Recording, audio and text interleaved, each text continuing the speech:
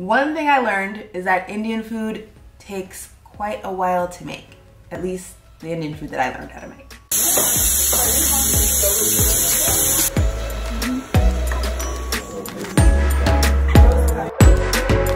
Yeah, went to a cooking class and learned how to make these dishes, and I say learned because I don't know if I will necessarily remember, which is why I'm making this video, because it's good for me and my memory, and it'll help to serve me for future purposes if I ever decide to make any of these dishes. Let's get into this story time. The cooking class was birthed at this conversation. So the woman said, oh, I know somebody that can cook for us and teach us how to make certain meals. So she set up the cooking class, and we all went on like a Saturday or Sunday. Got there at about, I think like 9:30, 10 o'clock or something like that. And it was prep time. We prepped so much food. The biggest thing that we had to prep for was the veg Manchurian. I think that's how you say it. And with the veg Manchurian, there's so many vegetables that go into this one dish, and everything had to be finely chopped or grated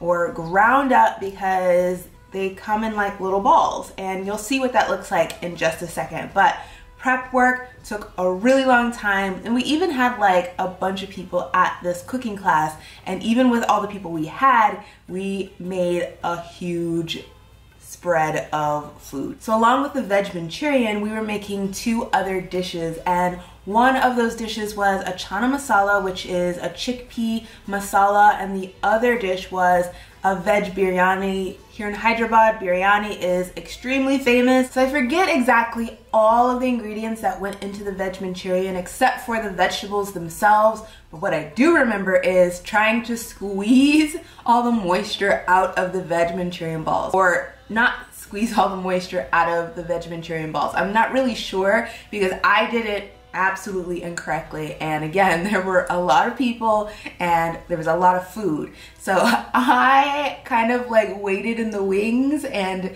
did a little bit of filming, because after trying to roll these veg Manchurian balls, you know, the third one, if it's a fail, you know what you're good at. And then of course, after the veg Manchurian balls were nice and rolled and they were able to set a little bit, we fried them. Well, I didn't fry them. The chef taught us how to fry them properly, and they came out really, really nice. And then he made the sauce to go with it. So from a lot of those veggies and stuff that we did in fact prep, the sauce was made from that, which was really cool.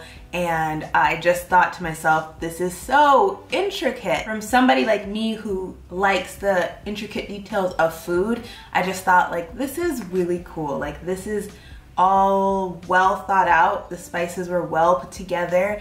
And I know that this is not just the chef's dish. This is something that people all throughout where I am eat, and so it was really cool to see all of those flavors come together and then make something that looks simple but wasn't actually all that simple to make. I feel like that's something I notice with Indian food, especially when you get takeout or go to a restaurant, even here in India or in the States, you don't know all of the labor that went into making that meal, all the ingredients, all of the spices, and the order that things go together. And that is something I learned, and I know that that is so important when it comes to cooking Indian cuisine. The chana masala was so interesting. I think they said that they had been cooking the chickpeas from like 7 or 8 o'clock in the morning, and we didn't actually get to the chana masala until like 2:30. So the chickpeas had been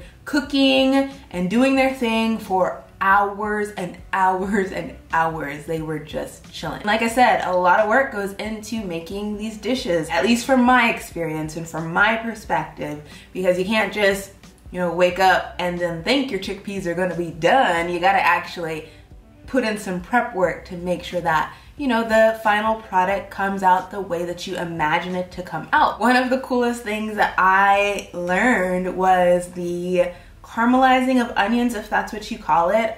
The onions were cooked for a really long time. One cool tip that I learned from the chef is that when you are making rice, you can put your spices in the water. You can put your spices, your oil, butter, or ghee, whatever fat you're gonna use, and have that boil with your rice as it boils, because it will infuse the rice and your rice will just taste so much better. I've been doing that now just here at home. When I make rice or quinoa, I'll add spices to the water and it comes out so much more amazing and doesn't taste as plain. I don't know, like I'm just so overwhelmed thinking about all of the different things that went into each of these dishes, but especially the biryani. So after the biryani rice was completed and cooked thoroughly, it was dumped onto a clean countertop, and that way it could cool a little bit while all of the extra ingredients were added to it, like those onions and I believe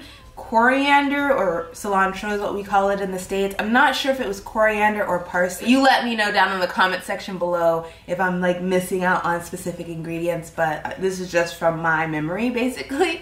But yeah, it was just so cool. And then everything was folded into the rice and it was beautiful. Like, it's like a masterpiece watching somebody cook food, especially somebody that is passionate about cooking food. And then when they teach you how it's done, you're like, oh, I feel so honored. So I definitely felt honored with all of these dishes that I learned how to make.